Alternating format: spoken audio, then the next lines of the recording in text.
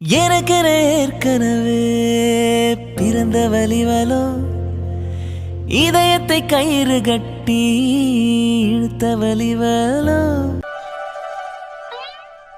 Ready ஆயிட்டீங்களாப்பா? ஆமாப்பா, நாங்கள் எல்லாம் ரெடி தான். நாங்கள் போயிட்டு வரோம்ப்பா. சரிங்கப்பா. இங்கே பாருங்கடா, நாங்கள் போயிட்டு வரத்துக்கு எப்படியும் 2-3 நாள் ஆகிடும். ஏன்னா ஊருக்கு போயிட்டு அங்கே இருக்க சொந்தக்காரங்களுக்கெல்லாம் பத்திரிக்கை கொடுத்துட்டு வர லேட் ஆகும். அதனால் வேலைக்கெல்லாம் போயிட்டு டைமுக்கு வீட்டுக்கு வாங்க. அனு மட்டும் வீட்டில் இருப்பா, சரியா? ஆமாப்பா, அர்ஜுன் வந்து டாக்டராக இருக்கனால எப்போனாலும் பேஷண்ட்ஸ் இருப்பாங்க. அவனால் கரெக்ட் டைமுக்கு வீட்டுக்கு வர முடியாது. நீயும் ஆதியும் கரெக்டாக வீட்டுக்கு வந்துடுங்க. அப்போனா எப்படியும் சாயந்தரம் 4 மணிக்கெலாம் வந்துடுவா. கையலும் வந்துடுவா. பொட்டை பிள்ளைங்க மட்டும் வீட்டில் இருப்பாங்க. ஆம்பளை பிள்ளைங்க சீக்கிரமாக வீட்டுக்கு வர பாருங்க, சரியா? நீங்கள் எதுக்கும் கவலைப்படாதீங்கம்மா, பார்த்துக்கிறேன். டான்னு 6 மணி ஆனால் நான் வீட்டுக்கு வந்துடுறேன், சரியா? அது அனு, நீ மட்டும்தான்டா வீட்டில் இருப்பேன். பார்த்து பத்திரமா இரு. அபியை நல்லா பார்த்துக்கோ. எல்லாரும் வேலைக்கு கிளம்புனதுக்கப்புறம் வீட்டு தாள் போட்டுட்டு உள்ளே தான் இருக்கணும். வெளியே எங்கேயும் போகாத. யார் வந்தாலும் யாருன்னு கேட்டு தெரிஞ்சுக்கிட்டு ஜன்னல் வழியாக பார்த்துட்டு அதுக்கப்புறம் கதவை தர, சரியா? சரிங்க அத்தை, நான் பார்த்துக்கிறேன். நீங்கள் எங்களை பற்றி கவலைப்படாமல் நீங்கள்லாம் பத்திரமா போயிட்டு வாங்க அத்தை. நீ பார்த்துப்படா, எங்களுக்கு தெரியும். ஏன்னா நீங்கள் வீட்டோட மூத்த மருமக. எல்லா பொறுப்பும் உன்கிட்ட தான் இருக்குது. நீ எல்லாமே நல்லா பார்த்துப்ப. இருந்தாலும் வேலையெல்லாம் செய்கிறப்ப அபியை நாங்கள் பார்த்துப்போம். உனக்கு வேலை செய்கிறதுக்கு டிஸ்டர்பன்ஸாக இருக்காது. ஆனால் என்ன பண்ணுறது, நாங்களும் இல்லை, பிள்ளைங்க யாரும் வீட்டில் இருக்க மாட்டாங்க. அபியவும் பார்த்துக்கிட்டு வீட்டு வேலையும் செஞ்சுக்கிட்டு ரொம்ப கஷ்டமாக இருக்கும். உனக்கு கஷ்டமாக இருந்தால் நைட்டில் எதுவும் சமைக்காத. அப்படி இல்லையா அப்பர்னாவும் கையலும் வருவாங்கல்ல, அவங்கள உட்கார வச்சு வேலை வாங்காத, சரியா? உன்னை தான் அடி போடணும். அவங்க 2 பேருக்கும் வேலை கொடுனா கொடுக்கவே மாட்டேன்ற. அவங்க 2 பேரையும் தான் சமைக்க சொல்கிற நைட்டு, சரியா? என்னது? அம்மா, அண்ணி சமையலை தாம்மா சாப்பிட முடியும். அவங்க 2 பேரும் சமைச்சு எப்படி நாங்கள் சாப்பிட்றது? அதெல்லாம் ஒரு பிரச்சனையும் இல்லை. சாப்பிட முடியலன்னா வெளியிலேருந்து சாப்பாடு வாங்கிட்டு வந்து சாப்பிடுங்க. மருமகளை ரொம்ப வேலை வாங்காதீங்கடா, பாவம் அவ. ஐயோ அத்தை, நீங்கள் எதுக்காக இவ்வளோ கவலைப்படுறீங்க? எப்பவும் நான் தானே பார்த்துப்பேன். சாயந்தரம் வந்ததுக்கப்புறம் அவங்க அபியை பார்த்துக்கிட்டாவே போதும் அத்தை. எல்லா வேலையும் நானே செஞ்சுருவேன். நீங்கள் எதுக்கும் கவலைப்படாதீங்க. இங்கே பாரு அனு, கோமதி சொல்கிறே தான் நானும் சொல்கிறேன். அந்த பிள்ளைங்களுக்கு எவ்வளோ வயசாகுது, இன்னும் வந்து சமையல் தெரியலனா என்ன பண்ணுறது? அப்பர்னா கூட ஏதோ கொஞ்சம் கொஞ்சம் சமைப்பா. ஆனால் கையலுக்கு சுத்தமாக தெரியாது. ஒழுங்காக அவளை கூப்பிட்டு வேலை வாங்குற. சரிங்க அத்தை, நீங்கள் சொல்லிட்டீங்கல்ல, கண்டிப்பாக அவங்கக்கிட்ட வேலையை வாங்கிக்கிறேன். நீங்கள் அதை பற்றி எதுவும் கவலைப்படாதீங்க. அப்பா, டிரைவர் வந்துட்டாரு. ரொம்ப நம்பிக்கையான ஆளு தான். நம்ம வீட்டுக்கு அடிக்கடி வந்து வண்டி ஓட்டுனவர் தான். இருந்தாலும் சின்ன பையன், அதனால கொஞ்சம் வேகமாக போனானா. நான் சொல்லியிருக்கேன் வேகமாலாம் போகக்கூடாது, மெதுவாக தான் போகணும்னு. ஆனால் நீங்கள் கொஞ்சம் பார்த்துக்கோங்கப்பா. சரிப்பா, நாங்கள் பார்த்துக்குறோம். அதே மாதிரி கண்டிப்பாக வரப்ப தாத்தா பாட்டியை கூட்டிகிட்டு வந்துருங்கப்பா. கண்டிப்பாக வந்துருவாங்கப்பா. பேரனோட கல்யாணத்தை பார்க்காம அவங்களுக்கு அங்கே நிம்மதியாக இருக்குமா சொல்லு. இப்போவே எப்படா வருவோன்னு வாசலையே எதிர்பார்த்துட்டு இருப்பாங்க. கண்டிப்பாக கூட்டிகிட்டு வந்துடுறோம். ஆமாம், இந்த கவின் எங்கே போனான்? அவன் தானே, இன்னும் அவன் மட்டும்தான்ப்பா ரிசப்ஷனுக்கு ட்ரெஸ் எடுக்கல. அவனுக்கு எந்த ட்ரெஸ்ஸும் செட் ஆக மாட்டேங்குதான். அதனால வெளியே ஏதோ வேலை இருக்கான். போயிட்டு அப்படியே கடைக்கு வந்துடுறேன். என்னையும் அங்கே வர சொல்லியிருக்கான்ப்பா. நானும் அதுக்கு தான் ரெடி ஆயிருக்கேன். அப்படியா? சரிப்பா. சரிடானு, திரும்ப திரும்ப சொல்கிறோம், பார்த்து பத்திரமா இருடா. எனக்கு யாரை பற்றியும் கவலை இல்லை. உன்னை நினச்சாதான்டா கவலையாக இருக்குது. வீட்டில் தனியாக இருப்பியேன்னு தோணிட்டே இருக்கு. நீங்கள் என்னை பற்றி எதுவும் கவலைப்படாதீங்கத்த, நான் பார்த்துக்கிறேன். என்னடி வந்ததுலேருந்து இப்படியே இருக்க? அக்கா, நான் எத்தனை முறை சொல்கிறேன் மாலுக்கெலாம் வேண்டான்னு. வேறு ஏதாச்சும் கடைக்கு போகலாங்க்கா. ஏன்க்கா அப்படி பண்ணுற? மாலெல்லாம் ரேட் அதிகமாக இருக்குன்னு உனக்கே தெரியும்ல.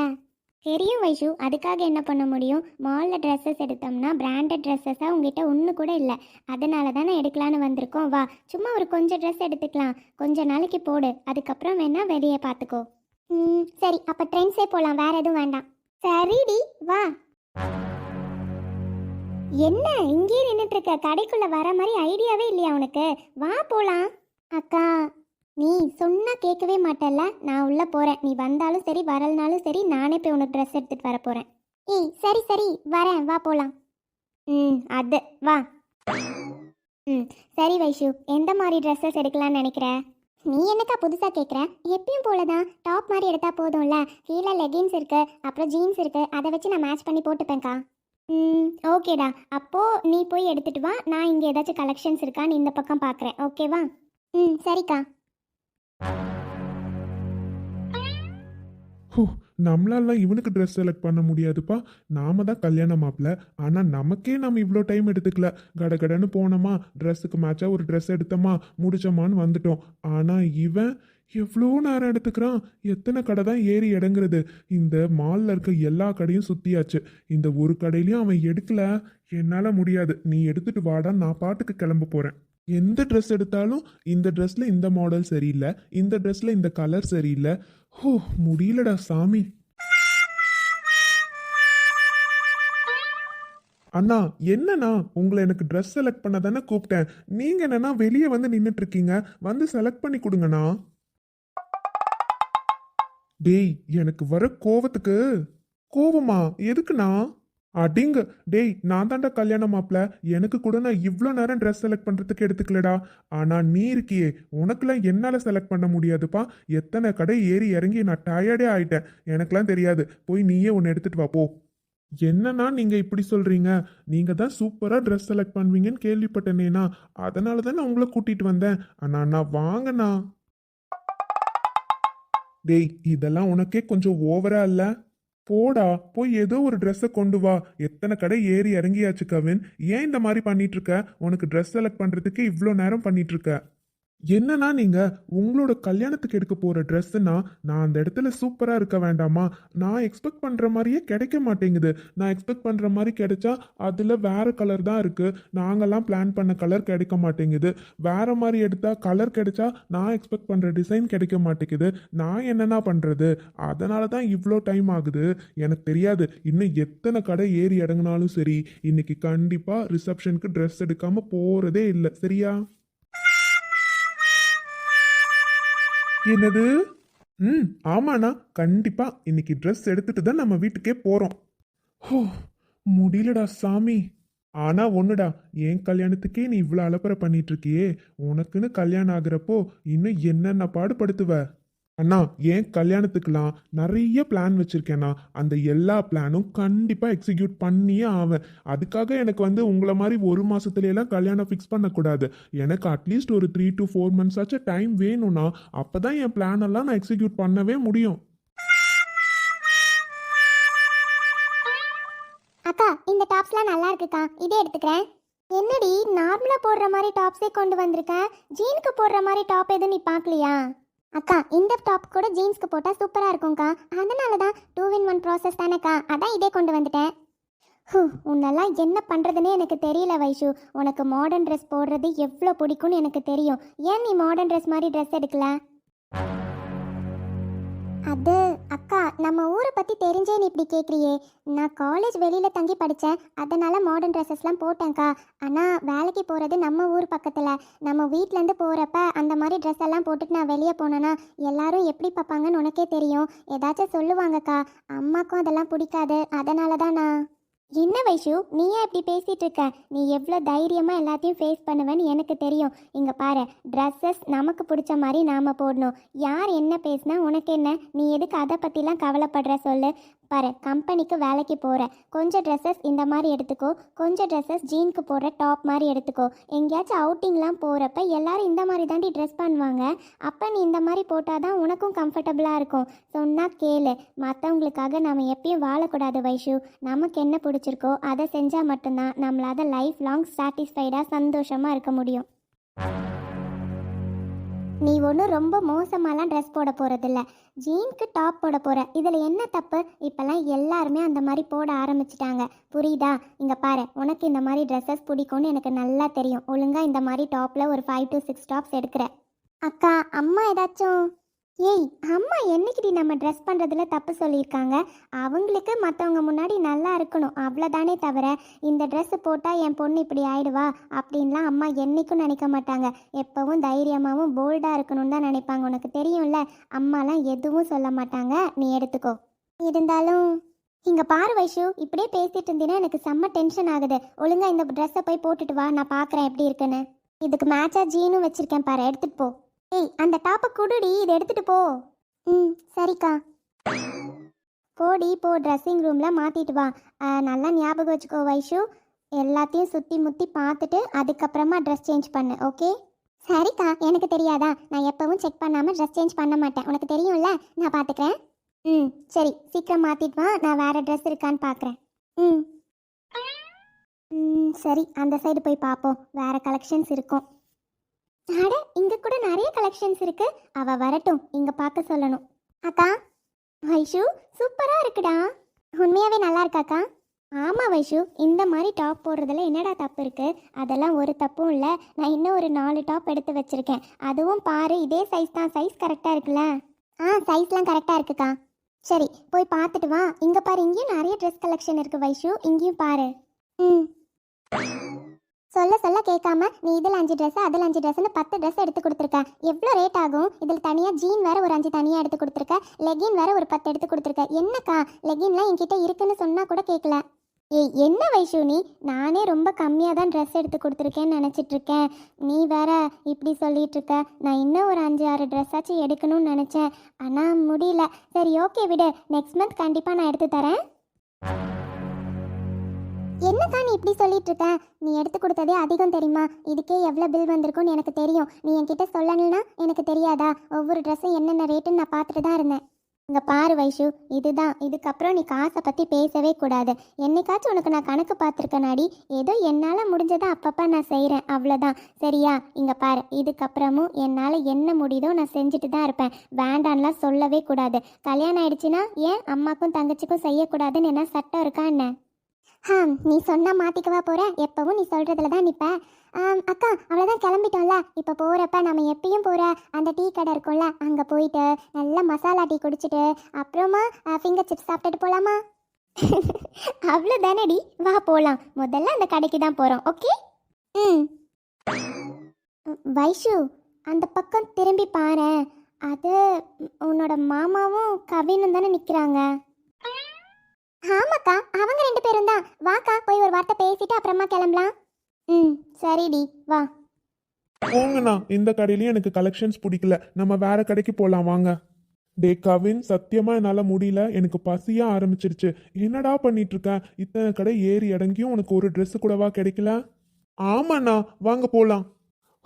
உன் கூட எல்லாம் கடைக்கு வந்தேன் பாத்தியா? என் பொறுமையை ரொம்ப சோதிக்கிறடா.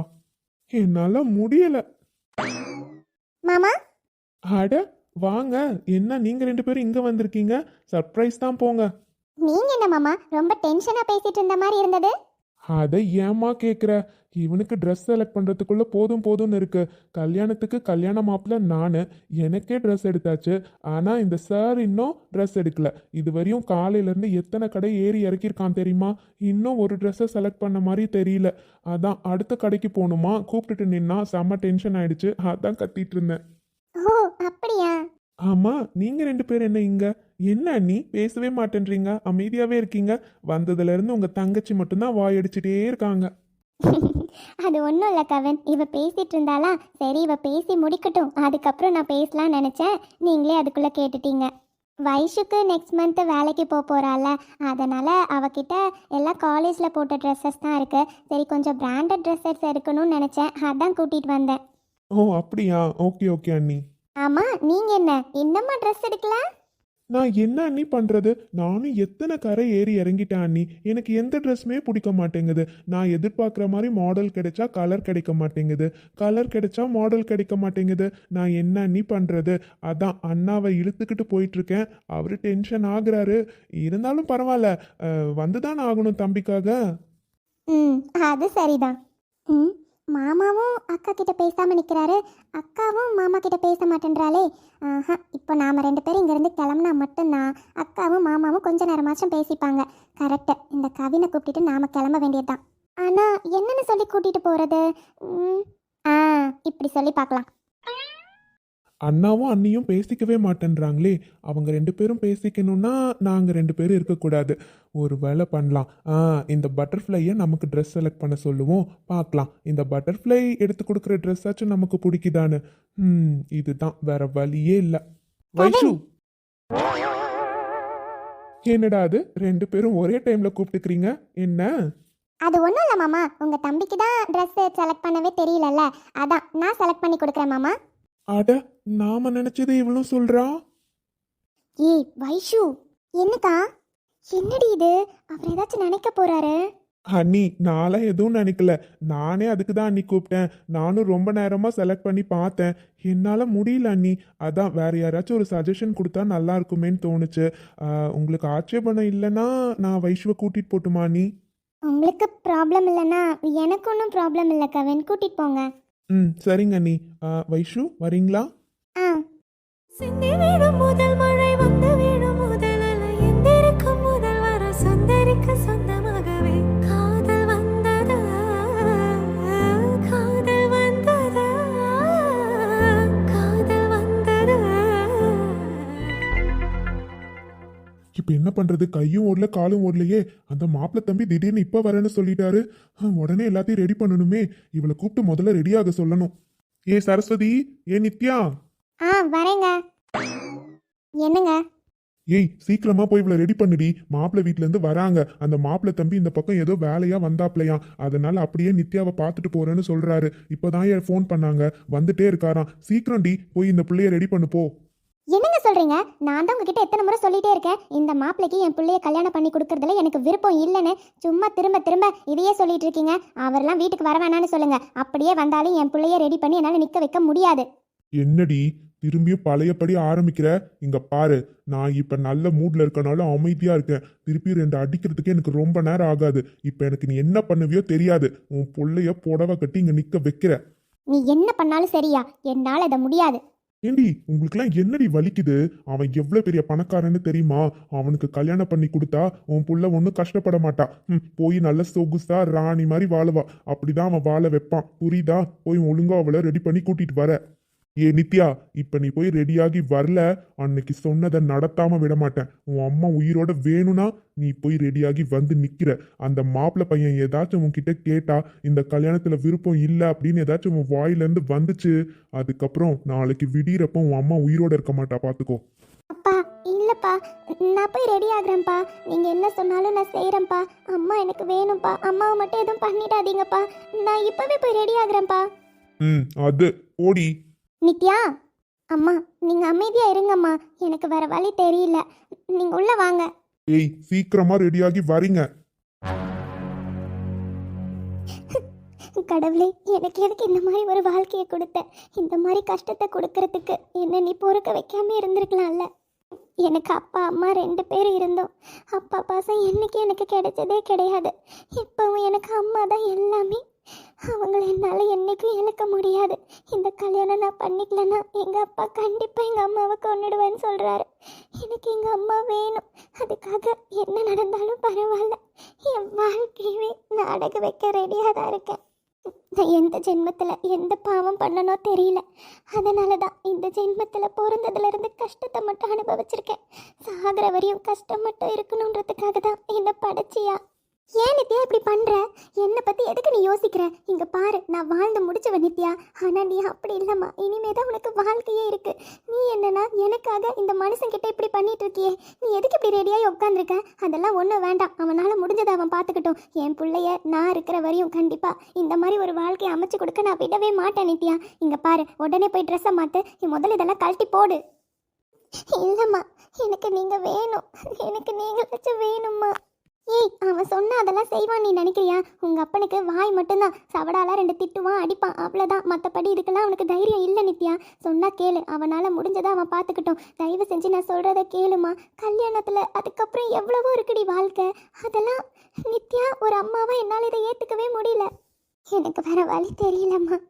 நான் எல்லாத்துக்கும் எனக்கு தெரியல. பணக்காரன் ஒருத்தன் வந்தான் உடனே எவ்வளோ வயசானவனா இருந்தாலும் பரவாயில்லன்னு உங்கள் அப்பா இப்படி ஒரு முடிவு எடுத்திருக்கான். அதுக்கும் நீ இப்படி ரெடியாகி உட்காந்துருக்கேன் நித்யா. தயவு செஞ்சு இங்கேருந்து போயிடு நித்யா. இல்லைம்மா, நான் இந்த முடிவு எடுத்ததுக்கு காரணமே நீங்கள் எனக்கு வேணுன்றதுக்காக தான்.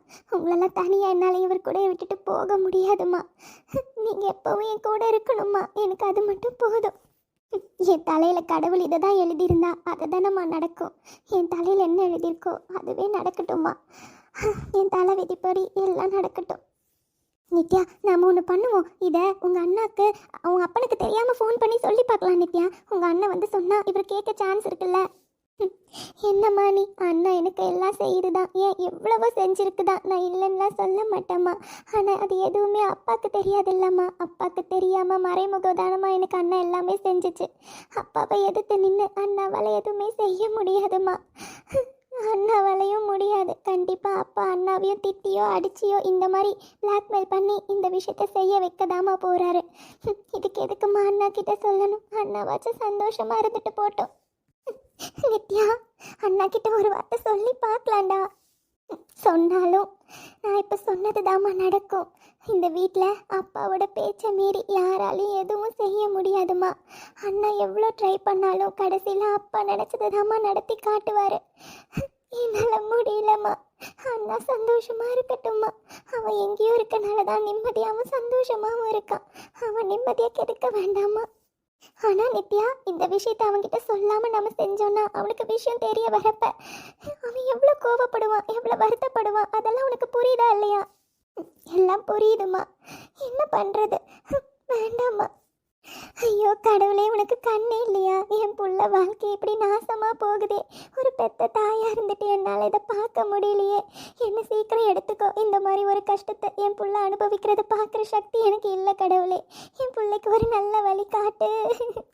அம்மா இப்படிலாம் சொல்லாதீங்க. நீங்கள் எனக்கு வேணும்மா.